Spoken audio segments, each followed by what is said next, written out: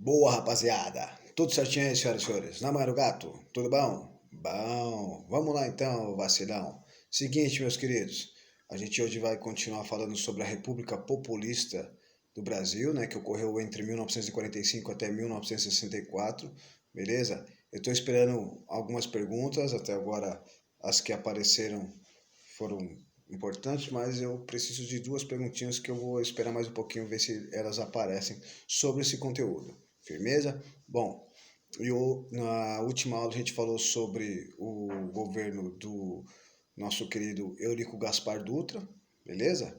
Ele vai fazer a Constituição de 46, porque era uma nova fase do governo brasileiro, e aí precisa então fazer uma lei adequada, beleza? A gente viu que essa Constituição ela vai trazer alguns pontos de inovação, a questão do voto feminino de forma um pouquinho mais aberta, né, mas ainda assim não totalmente liberada.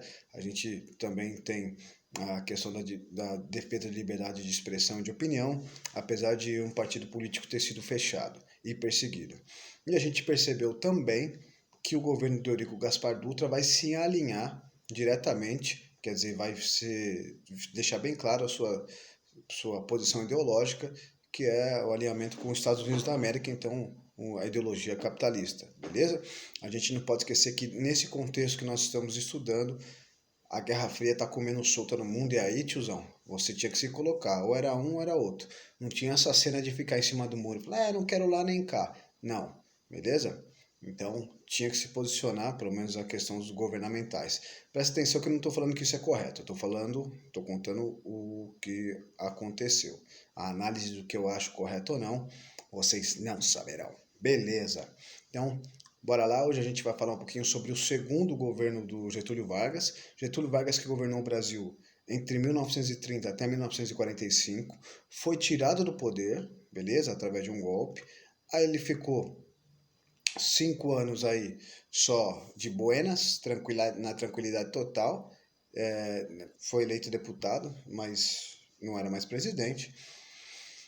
Mas agora em 50, nas eleições de 50, ele volta, se candidata, e aí ele vai governar mais um tempinho, certo? Vai governar de 1951 até 1954. Para ser mais exato, 31 de janeiro de 1951 até dia 24 de agosto de 1954, beleza? E é sobre esse governo de 51 até 54 que a gente vai conversar agora, firmeza? Então, faz um favor, não esquece de colocar seu nominho, por gentileza, aí nos comentários do Facebook, não é no YouTubex, firmeza? Então, enquanto isso, também, se você tiver curiosidade, a gente pode dar uma olhada em 3 imagens do livro, que começa na página 180, aí depois a gente vai na 181 e na página 182 a gente também vai utilizar, se você quiser, uma imagem lá de cima da página 182. É nóis. Então, bora lá. Seguinte, muito fácil, moleza. Esse governo Vargas talvez seja o governo mais intenso desse momento aí, beleza? Então, é nós que tá. Bom, a gente viu que o governo Dutra, ele chega em 45 e ele pega uma economia brasileira boa, bastante interessante, com reservas de dinheiro, porque durante a Segunda Guerra Mundial, de certa forma, o Brasil se beneficiou porque ele vendeu bastante para os países envolvidos diretamente na guerra. Tá bom. Mas o governo Dutra acaba gastando esse dinheiro durante os 5 anos do governo do Eurico Gaspar Dutra. Esse dinheiro ele não é bem utilizado e aí as reservas vão se acabando. Beleza. E para tentar solucionar esse problema econômico, o governo Dutra ele cria um plano econômico, a gente falou, o plano SALT, né? Saúde, alimentação, transporte e energia. Beleza. Esse plano tem até um certo sucesso e aí a economia brasileira segue. A gente conversou também que nas eleições de 1950 o Vargas surge pelo o Partido Trabalhista Brasileiro, o PTB, e contra a UDN, que é a União Democrática Nacional, que era um partido muito conservador, certo? Que colocou o Cristiano Machado para disputar com o Vargas. O Vargas vai dar um pau na rapaziada, ele vai ser eleito com aproximadamente 48% dos votos. E aí vem a pergunta, né? Pô, mas como é que um mano que fica 15 anos no poder, que era tirado de ditador, de repente volta, é eleito com quase metade da população votando. Bom, ele se aproveitou, né? Durante o período que ele ficou 15 anos no poder, lá atrás de 30 a 45, vocês devem ter reparado, espero, que ele vai usar bastante alguns pontos a seu favor. Primeira coisa, ele vai controlar os partidos políticos. Então, não tinha possibilidade de você ser contra Vargas, pelo menos não falando de forma clara. Então, só podia atuar na política quem estivesse a favor dele. E isso é óbvio, vai gerar uma situação muito favorável para Vargas. O Vargas não tinha oposição. Ninguém podia falar mal dele durante os 15 anos que ele governou primeiro, certo? De 30 até 45. Beleza. Além de controlar os partidos, ele vai controlar também a educação brasileira. Pela primeira vez lá em 34, o Vargas permite que as crianças estudem de forma gratuita, até a quarta série, mas permite, beleza? E as crianças nas escolas aprendiam a ler e escrever, fazer as contas, tudo aquilo, mas elas aprendiam também que o presidente Vargas era demais, que ele era muito fofinho, que ele era sangue bomba demais, que o cara era o Bozo, que o cara era o Padrinhos Mágicos, o maluco era demais, beleza? E é claro, essa criança vai crescer. E é ela que cresceu e vai votar no Vargas, provavelmente, agora nas eleições de 1950. Ela tá com aquela imagem de que o Vargas é bom, o Vargas era o cara, o Vargas era a firmeza total, beleza? Isso foi criado nas escolas. Por isso, a gente tem que tomar muito cuidado com a educação. A educação, ela foi usada pelos nazistas, por exemplo, para que a ideologia nazista tivesse uma aceitação na sociedade alemã, beleza? Muito cuidado com uma educação que é controlada por um tipo de pensamento, beleza? Quando você tem vários professores ou vários tipos de educação onde você tem diversos tipos de ideia, isso é interessante porque você vai acabar não recebendo só um tipo de ideologia ou um tipo de visão de mundo. Você vai receber vários e aí, a partir dessa junção de informação, você acaba fazendo sua própria linha de pensamento. Bom, o Vargas também vai se aproveitar que durante o primeiro governo dele, ele foi uma figura que foi muito enaltecida, claro, utilizando a educação, ele vai enaltecer a sua própria figura, certo? E a economia brasileira, durante o período do Vargas também, se deu muito bem em função da Segunda Guerra Mundial, como a gente já falou. Só que ele saiu e volta nas eleições, vai ser eleito se aproveitando demais da imagem, certo? Se você olhar, por exemplo, na página 180, o Vargas era um cara muito ligeiro politicamente, ele criou uma imagem como ele sendo parte do povo, certo? Como se ele fosse um cidadão comum, um trabalhador comum. Nossa, o Vargas é gente da gente, mas nunca foi, né? O Vargas ele era um latifundiário, um militar, ele era a elite, então nunca soube dos problemas da população, beleza? E isso é engraçado porque naquela época as pessoas votavam em quem elas acreditavam que sabia solucionar o problema, mas as pessoas achavam que quem ia solucionar o problema era um tipo de governante que não tinha vivido os seus problemas, beleza? Então, ainda bem que isso mudou, né? A gente hoje vota em pessoas que conhecem os nossos problemas, que viveram os nossos problemas, né? Bom, beleza. A campanha do Vargas, ela vai ser apoiada basicamente por essa figura que ele criou no primeiro governo dele, com essa proximidade do povo, ó, eu sou trabalhador como vocês, beleza? E falando que ele vai desenvolver a indústria do Brasil, principalmente a indústria de base. A indústria de base é a primeira indústria, digamos assim, de uma economia. É a indústria que vai transformar, vai produzir, desculpa, máquinas, vai transformar também minérios em ferro, minérios para serem utilizados, carvão mineral. É a indústria que vai permitir, por exemplo, que outras indústrias funcionem. Por exemplo, a indústria de energia, que transforma a energia da água, né, a energia cinética, em uma energia potencial, desculpa, em energia cinética. Então, é uma transformação, é uma indústria que ajuda outras indústrias a surgirem, a funcionarem. Essa é a indústria de base, beleza? E ele fala que ele vai atuar nessa indústria.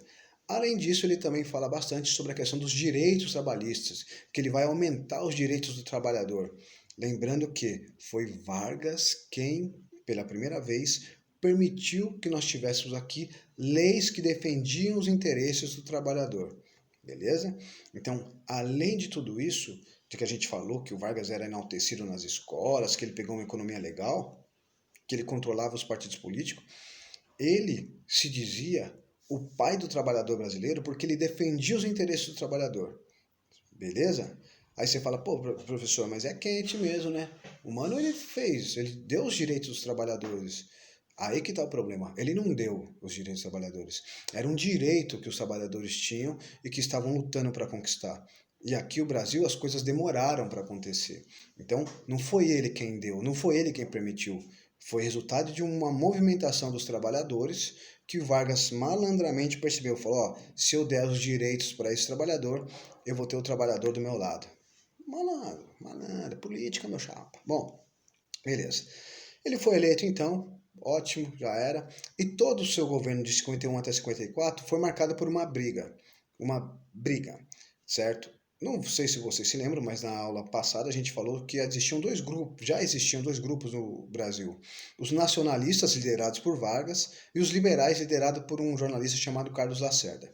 Os nacionalistas falavam que a indústria brasileira precisava dominar, precisava ser incentivada, ela precisava atuar no mercado brasileiro. Já os liberais falavam que não, que podia até ter indústria brasileira, mas que tinha que abrir o mercado brasileiro para as indústrias e para as empresas estrangeiras, beleza? Principalmente as empresas norte-americanas. Bom, nessa briga aí entre nacionalistas e liberais, houve uma campanha sobre a questão do petróleo no Brasil, beleza? Descobriu-se petróleo no solo brasileiro, principalmente no mar. Era preciso então retirar e explorar esse petróleo para vender os derivados do petróleo. E aí começou uma campanha. O que se faz? Cria uma empresa que vai cuidar do petróleo brasileiro, ou então permitem que outras empresas vindas de outros países explorem o petróleo brasileiro e paguem imposto. Começou uma briga então. Os nacionalistas defendiam a criação de uma empresa para explorar o petróleo brasileiro.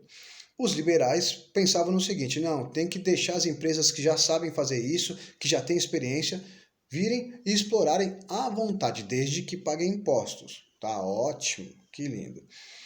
Nessa briga no Congresso para saber se ia criar uma empresa ou liberar a entrada de empresas estrangeiras para a exploração do petróleo, ganha o grupo nacionalista liderado por Vargas, beleza? E aí, no dia 3 de outubro de 1953, é criada a empresa chamada Petróleo Brasileiro S.A. Cachaça. A Petróleo Brasileiro, vulgo, Petróleo do Brasil, desculpa, vulgo Petrobras, certo? A empresa Petrobras, ela foi criada então durante o segundo governo Vargas e ela vai ser a empresa criada por um governo responsável pelo seguinte, meus senhores, pelo controle da retirada do petróleo do solo. Então, todo o petróleo vai ser, digamos, a retirada desse petróleo ela vai ser organizada por essa empresa, certo? Inclusive a Petrobras ela começa a desenvolver uma tecnologia para conseguir retirar petróleo do mar, de águas profundas, e hoje é uma das empresas com as maiores tecnologias para retirada de petróleo de águas profundas. Firmeza? Não estou falando, nós compramos tecnologia. Não, a Petrobras ela desenvolve tecnologia para esse tipo de coisa.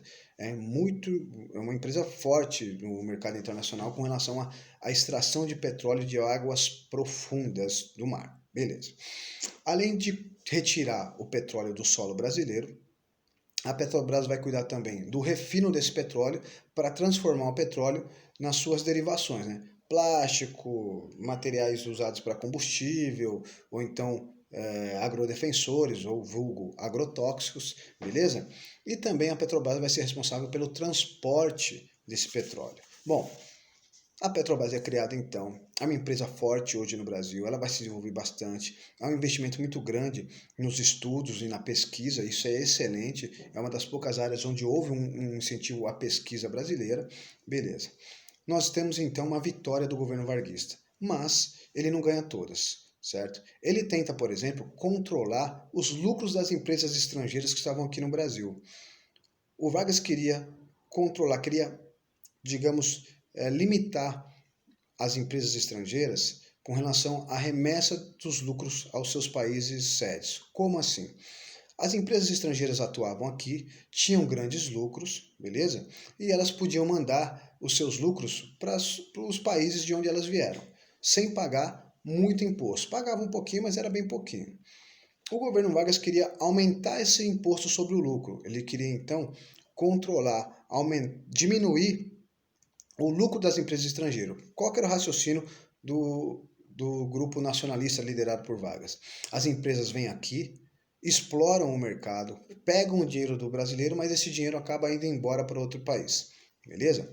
Então, o Vargas queria controlar a remessa de lucros das empresas estrangeiras. Só que isso não vai ser aprovado no Congresso. Os liberais, liderados por Carlos Lacerda, ganham e proíbem esse controle, beleza? A gente não pode esquecer que durante todo o governo Vargas, desde que ele entra lá em 30 até 45, e agora que ele volta em 51, ele vai utilizar o trabalhador como escudo. Ele vai se apoiar no trabalhador o tempo todo, beleza? E esse apoio do trabalhador, essa política baseada no trabalhador, apoiada no trabalhador, recebe um nome que a gente já falou, que é o trabalhismo. O Vargas tentava, através dos seus discursos, se aproximar da população comum do trabalhador, beleza? E essa falsa proximidade, porque é falsa, ele nunca foi um trabalhador, dava a impressão de que ele estava sempre olhando pelo trabalhador. O Vargas ele vai utilizar bem esse discurso. O cara é malandro, rapaz, um maluco ligeiro, beleza? Bom, inclusive ele começa a fazer, mesmo eleito, ele continua fazendo, desculpa, os seus comícios, onde ele ia nas praças, ele tinha festa, distribuição de comida, de prêmio, caramba, quatro, e nesses comícios ele prometia até a mãe dele, beleza? Só que ele não entregava a velha, malandro. E com isso os trabalhadores pensavam, né? Pô, o cara tá olhando pela gente, o cara é muito sangue bom, beleza. Só que a situação agora é outra. O primeiro governo de Vargas, entre 30 e 45, esse tipo de política funcionou. Porque ele conseguiu desenvolver a economia brasileira porque se aproveitou da Segunda Guerra Mundial, vendendo para os países que estavam envolvidos. Mas agora a situação é outra. Entre 51 e 54 não tem guerra, tiozão. Tá todo mundo competindo. Os países querem vender, todos os países estão produzindo. Vixe, aí é osso, hein? Por causa disso, então, a situação econômica brasileira e mundial é um pouquinho mais complicada para o Brasil, para o governo brasileiro, beleza? Bom, então a economia já não é a mesma. Para terminar de lascar, por causa dessa disputa econômica, por causa da dificuldade econômica do Brasil, a gente vai ter um aumento de preço das coisas. Há um processo de inflação, um aumento de preço das coisas básicas, de alimentação, de transporte, de aluguel. Então, a população comum, o trabalhador, começa a sofrer demais com o aumento de preço das coisas. Tudo bem? Só que o salário não era corrigido. Então, você pensa, o preço das coisas aumenta. O meu salário, se ele aumentar, eu nem sinto tanto. Mas o preço das coisas aumentou muito, os preços aumentaram e o salário não. Se os preços aumentaram demais e o salário não, isso quer dizer que eu perdi poder de compra. Eu não compro mais com o meu salário que eu comprava antes. E aí, meus senhores, isso vai gerar um descontentamento do trabalhador. Várias greves são feitas, beleza? Em 1953, várias greves explodem. E o governo Vargas vai ter dificuldade para lidar com essas greves. Mas um ministro do Trabalho chamado João Goulart, que tem como apelido Jango, ele foi colocado no Ministério do Trabalho a mando de Vargas. O João Goulart, ou Jango, ele negocia com os grevistas, ocorreram várias greves, e ele negocia com os grevistas dizendo que, eu vou aumentar o salário então. O salário mínimo vai aumentar em 100%, quer dizer, ia dobrar. Nossa, estourei, hein? Vai ganhar dinheiro pra caramba. O trabalhador vai conseguir voltar a comprar o que ele comprava antes. Só que isso é bom para o trabalhador. Para o empresariado, para os empresários, para a elite econômica, que é dona das fazendas, do comércio, da indústria, isso não é tão legal, né? Pensa, de uma hora para outra você vai ter que pagar o dobro de salário para o seu trabalhador? E aí, o governo Vargas então arranja um problema. Carlos Lacerda é contra essa medida de dobrar o salário, pressiona. O João Goulart então é demitido, ele não fica no Ministério do Trabalho. certo? Mas mesmo assim, o Vargas malandro, ele vai dobrar o salário do trabalhador. Putz, assim que ele dobra o salário do trabalhador, pronto, começou. A elite econômica brasileira fica descontente, quer matar Vargas, quer pegar Vargas e dar uma joelhada na cabeça. Parte dos militares que faziam parte da União Democrática Nacional, que era um partido chamado UDN, que a gente já falou sobre ele, também está descontente, falando, nossa, esse Vargas aí aumentou o salário dos trabalhadores. E aí o Vargas começa a ser acusado pela UDN de ser comunista. Irmão, o Vargas comunista é demais pro meu coração. Por quê? Porque, não sei se vocês se recordam, mas se não recordam, eu estou aqui para relembrá-los. No primeiro governo de Vargas, a partir de 37 mais ou menos, ele começa um governo ditatorial. E aí ele começa a perseguir, prender, matar, desaparecer com os comunistas, ou quem ele achava que era comunista, beleza? O Partido Comunista Brasileiro, por exemplo, vai ser proibido de existir no Brasil durante durante o primeiro governo Vargas. Rapaz, e agora o Vargas, no seu segundo governo, vai ser acusado de ser comunista, porque ele dobrou o salário dos trabalhadores. Porque, é, como que é a política, né? Ele que perseguiu, prendeu, matou um monte de comunista ou pessoas que o governo falava que eram comunistas, agora está sendo acusado. Isso no Brasil acontece bastante, né? Se você quiser desmoralizar alguém ou enfraquecer a figura de um político, é só falar que ele é comunista, beleza? Para tirar o Tite da seleção brasileira, é só falar que ele é comunista. O Neymar é comunista. E assim é desde o começo do século passado, beleza? Claro que Vargas não era comunista, mas é como a oposição, a UDN, liderado por Carlos Lacerda, vai atingir ele. E aí, malandro, ele vai enfrentar uma oposição bastante grave, muito mesmo, beleza? A imprensa vai bater nele até umas horas, vai falar que ele não presta, que ele é mau vagabundo, que ele é um canalha, tá bom. Há uma radicalização de discurso, então. O discurso político no Brasil fica muito agressivo. As pessoas não conseguem mais dialogar. Ou você estava de um lado ou você estava de outro. Não tinha possibilidade de você ficar no meio. Aqui no Brasil, beleza? Se você chegasse e falar, ah, não sou a favor nem contra, então você está um alienado, você não sabe o que está acontecendo. Era um discurso agressivo mesmo, beleza. Mas esse discurso agressivo vai acabar em um probleminha sério para o Vargas. O chefe de segurança pessoal, quer dizer, o segurança pessoal de Vargas, que era até um cara próximo, talvez revoltado com o que estavam escrevendo sobre o Vargas, principalmente revoltado com um jornal chamado Tribuna da Imprensa, que era de um jornalista chamado Carlos Lacerda. O chefe de segurança dele organiza um atentado contra o Carlos Lacerda, beleza? Onde o Carlos Lacerda ele vai ser alvejado por uns tiros, beleza? O Carlos Lacerda ele andava armado e tinha segurança. Nesse atentado, dois camaradas tentaram matar o Carlos Lacerda, sentaram o teco, sentaram o tiro no Carlos Lacerda, mas atingiram só a perna do Carlos Lacerda. Mas o segurança do Carlos Lacerda acabou sendo alvejado e morreu. Beleza. Só que os dois caras que tentaram matar o jornalista Carlos Lacerda fugiram, pegaram um táxi na fuga. E aí, depois que ficaram sabendo que teve atentado, apareceu o taxista falando que tinha dado carona para dois camaradas muito parecidos com a descrição dos suspeitos. E levou até o endereço onde ele deixou os dois senhores. Acharam os caras e os caras acabaram confessando que eles tinham recebido o pagamento do chefe de segurança do Vargas para tentar matar o Carlos Lacerda, beleza? Até onde a história acredita, o Vargas não tem qualquer tipo de relação com esse atentado, que foi uma coisa pensada só pelo seu chefe de segurança, que se chamava Gregório Fortunato, beleza? Então, esse atentado contra o Carlos Lacerda, que tem um nome, o atentado da Rua Toneleiros, porque foi na Rua Toneleiros, lá no Rio de Janeiro, organizado por Gregório Fortunato para matar o Carlos Lacerda, que não gostava de Getúlio Vargas, putz, quanto nome, fica tranquilo, não precisa lembrar de nome nenhum. Qualquer coisa você revê o vídeo ou olha no livro aí, Precisa lembrar. Inclusive o Carlos Lacerda está na página 181 aí, se você quiser dar uma olhada, certo? Inclusive com a perna machucada. Esse atentado foi decisivo.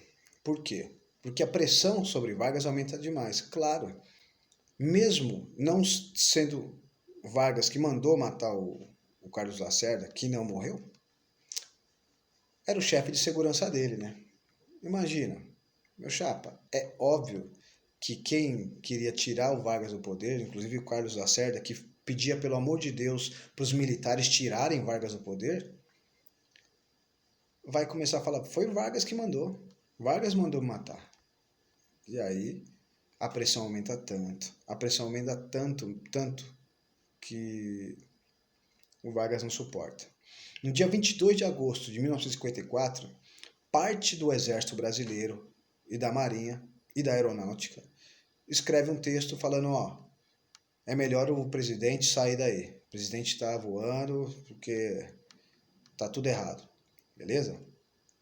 Havia denúncia de corrupção, denúncia de que o Vargas roubou doce, de que ele traiu a mulher, de que ele jogava no bicho, de que ele roubou o dinheiro da igreja. Claro que a imprensa fez isso, espalhou um monte de notícia, muitas completamente falsas, mas era para uma tentativa de desestabilizar o governo Vargas.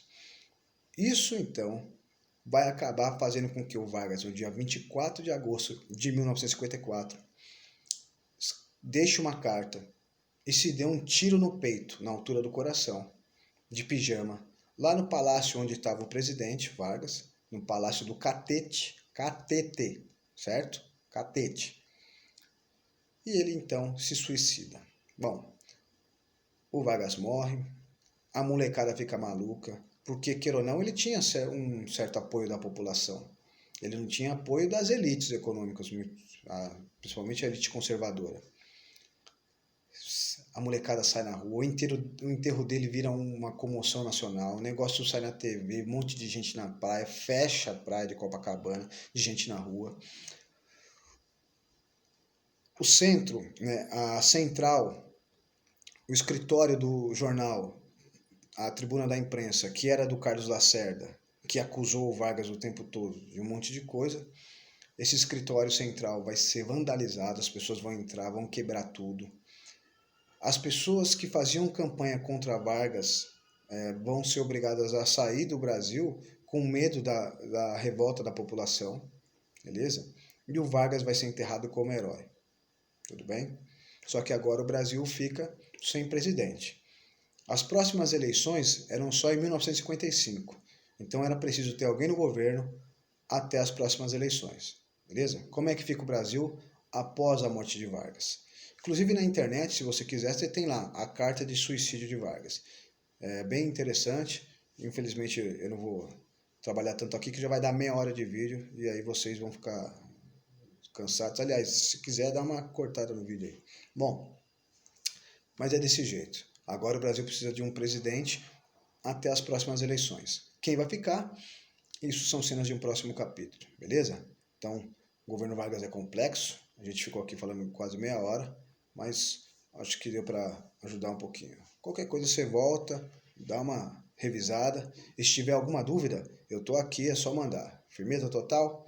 É desse jeito então, senhoras e senhores.